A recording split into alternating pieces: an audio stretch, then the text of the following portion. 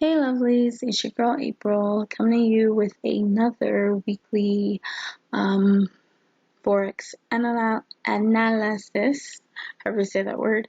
So the pairs I'm going to be going over are AUD USD, Pound USD, and NZD USD.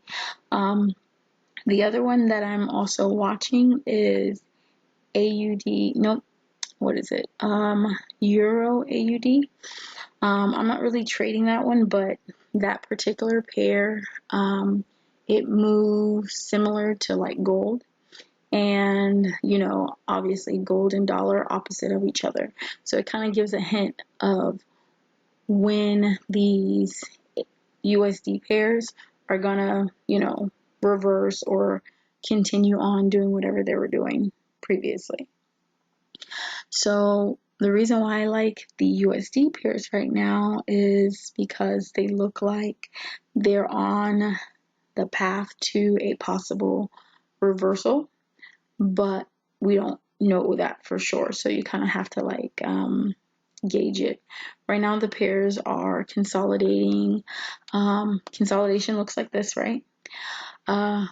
And these particular pairs, like the one I'm on right now, AUD USD, there's a lot of bearish momentum pushing it further down. And the way pairs work usually is it goes from one level of resistance to support and then back and forth until it determines, okay, we're going to go up or we're going to go down.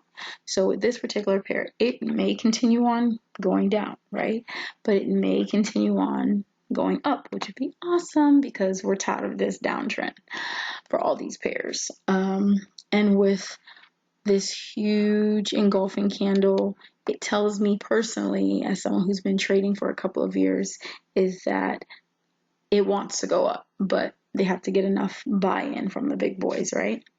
So obviously the big boys are not going to put millions of dollars down when they don't have the best position possible. So we want to first see if this particular support level is going to hold. If it holds, then we know that we can, either, if you're like me, you either have a pending order with a really tight stop. So right now I have a pending order for this one with a buy at 0.6673 and my stop loss is at, I think I actually put my stop loss at 0.6647. So that's where the buy would be. If you're going to trade the consolidation, which I personally don't, because I tend to lose money during consolidation. I hate it. I just prefer to trend trade. But if you're going to trade consolidation, you're going to want to sell around this area, the 0.991, 0.6991. And that goes for every other pair we're going to go over. Sell at resistance, which is the top, and then buy at support, which is the bottom.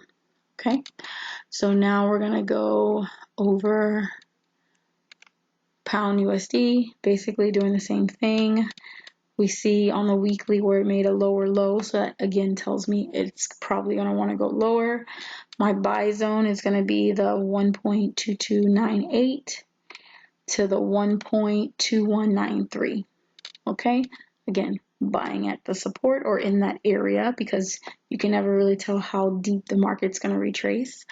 And then selling at resistance until we have confirmation, that this is the new path, whether it's going to be up or down.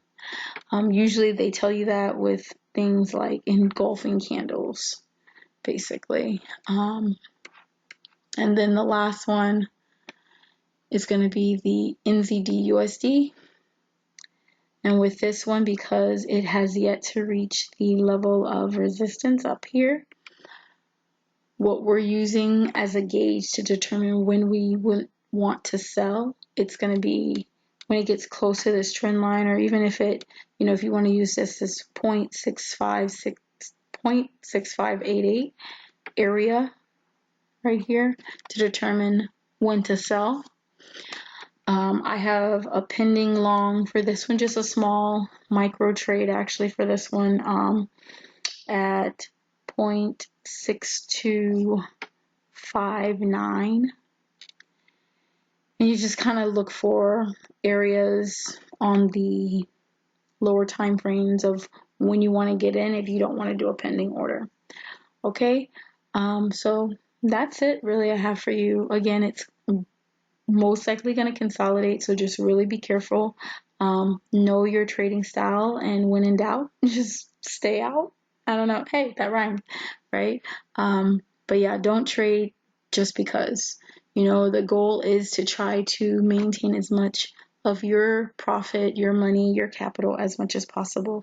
So sometimes it's okay not to be trading. There's people that will tell you trade every day. I would tell you trade when you think it's best for you to trade. You have to be in the right mindset. You have to have, obviously enough money. And sometimes when you just seem to get a lot of, losses, take a break. That's probably your mind telling you, it needs a break from all the craziness and then come back fresh and renewed. Personally, like I said, I don't do the consolidation trading, kind of let it do its own thing, and then, buy in the trend direction that I'm thinking that it's wanting to go, and then, get out if it starts consolidating again or showing signs of consolidation. And also during consolidation, if you're going to be trading the back and forth, you want to make sure that you're moving your stop into profit. So really quick, I have a video on my Patreon about that, but basically if you're moving your stop into profit, let's say you're here on this deep bearish trade, let's see, if you got in right here, you would want to make sure that once this candle hits, your stop loss was moved to right here. So you'd be, 10, 15 pips in profit. And anytime there's a new candle, you move your stop loss to the highest point if you're shorting. And if you're moving up, going long, you want to move it to the lowest point of the previous candle. Okay, and that's it. That's all I got for you guys. So I hope you enjoyed the video. Make sure you guys look me up on Patreon at Savvy Investor. You can find me on Twitter at CaramelNatural6. And of course, you can still find me on YouTube. So thanks for watching. Deuces.